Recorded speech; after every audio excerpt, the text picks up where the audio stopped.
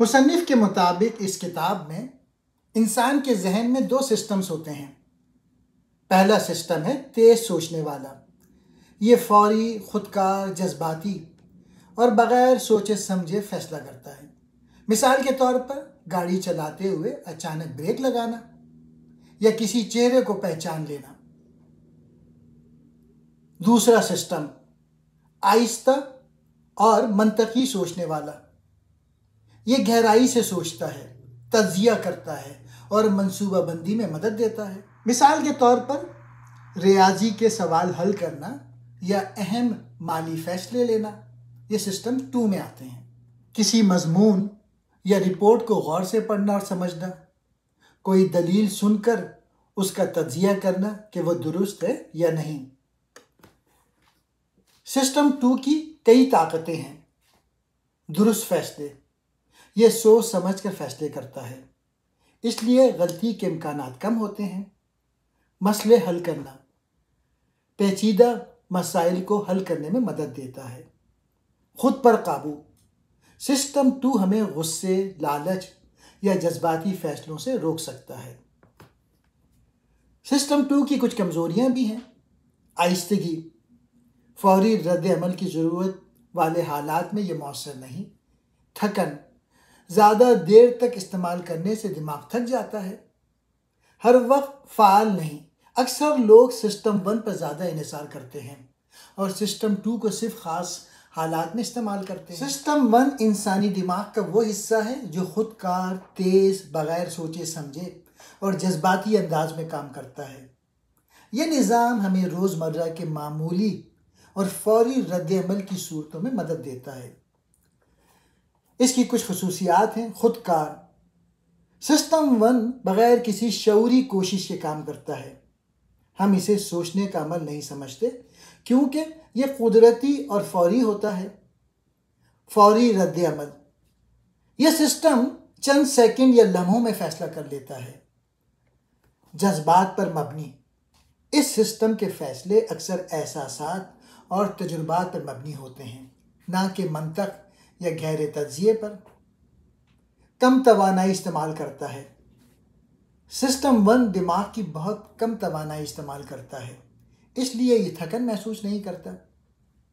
اس کی مثالیں یہ ہیں: کسی کو غصے، خوشی یا خوف کی حالت میں دیکھ کر فوراً اس کا اندازہ لگا لینا، کوئی لفظ پڑھتے ہی اس کا مطلب سمجھ جانا، سڑک پر اچانک سامنے آنے والی گاڑی کو دیکھ کر فوراً بریک لگا دینا، کسی چہرے کو پہچاننا بغیر سوچے سمجھے۔ سسٹم 1 کی طاقتیں بھی ہیں۔ تیزی، ہمیں فوری فیصلہ کرنے میں مدد دیتا ہے، خاص طور پر خطرے کے وقت۔ عادت پر انحصار، جو کام ہم بار بار کرتے ہیں جیسے سائیکل چلانا، وہ سسٹم 1 کے ذریعے آسانی سے ہوتے ہیں۔ ماحول سے آگہی، فوری طور پر ماحول میں تبدیلی محسوس کرتا ہے، جیسے آواز یا حرکت۔ سسٹم 1 کی کمزوریاں بھی ہیں۔ غلط فیصلے، یہ دماغی شارٹ کٹس پہ انحصار کرتا ہے، جو اکثر تعصبات یا باعث پیدا کرتے ہیں۔ زیادہ اعتماد، انسان اپنے فوری فیصلوں پر زیادہ یقین کرتا ہے، حالانکہ وہ غلط بھی ہو سکتے ہیں۔ تجزیے کی کمی، گہرائی سے سوچنے کی صلاحیت نہیں رکھتا۔ جو کام سادہ نہ ہو اس میں یہ سسٹم ناکام ہو جاتا ہے۔ کتاب تھنکنگ فاسٹ اینڈ سلو ایک مشہور اور اہم کتاب ہے جو انسانی سوچ کے 2 مختلف طریقوں کو بیان کرتی ہے: تیز سوچ اور آہستہ سوچ۔ جو سسٹم 1 ہے وہ تیز سوچ ہے، جلدی سوچنا۔ یہ وہ سوچ ہے جو خودکار، جذباتی، فوری اور بغیر سوچے سمجھے کام کرتی ہے۔ اس کے فائدے بھی ہیں جو میں پہلے اوپر بتا چکا ہوں۔ سسٹم 2 جو ہے وہ آہستہ اور سوچ سمجھ کر سوچنا ہوتا ہے۔ یہ سوچ آہستہ، محنت طلب، منطقی اور ہوشیار ہوتی ہے، جیسے حساب کتاب کرنا، لمبے فیصلے کرنا، مسئلے کا حل سوچنا، اپنے رویے یا سوچ کو جانچنا۔ اب یہ روزمرہ میں سسٹم 2 کیسے فائدہ دیتا ہے یا آہستہ سوچ کیسے فائدہ دیتی ہے، جب آپ کو کوئی اہم فیصلہ لینا ہو، جیسے نوکری بدلنا، کاروباری فیصلے، رشتہ یا تعلقات کے بارے میں سوچنا، پیسوں کا بندوبست یا سرمایہ کاری، تب سسٹم 2 استعمال کریں۔ یعنی رک کر سوچیں، سوالات کریں، دوسروں سے مشورہ لیں۔ روزمرہ زندگی میں کیسے اپنائیں؟ فیصلہ لیتے وقت خود سے پوچھیں، کیا میں جلد بازی کر رہا ہوں؟ کیا مجھے رک کر سوچنے کی ضرورت ہے؟ بائسز کو پہچانیں، جیسے مجھے یہ شخص اچھا نہیں لگ رہا، لیکن کیا یہ میری ذاتی رائے ہے یا کوئی تعصب؟ کیا میں صرف پہلی نظر یا جذبات کی بنیاد پر فیصلہ کر رہا ہوں؟ آسان کام سسٹم 1 سے، مشکل اور اہم کام سسٹم 2 سے کریں۔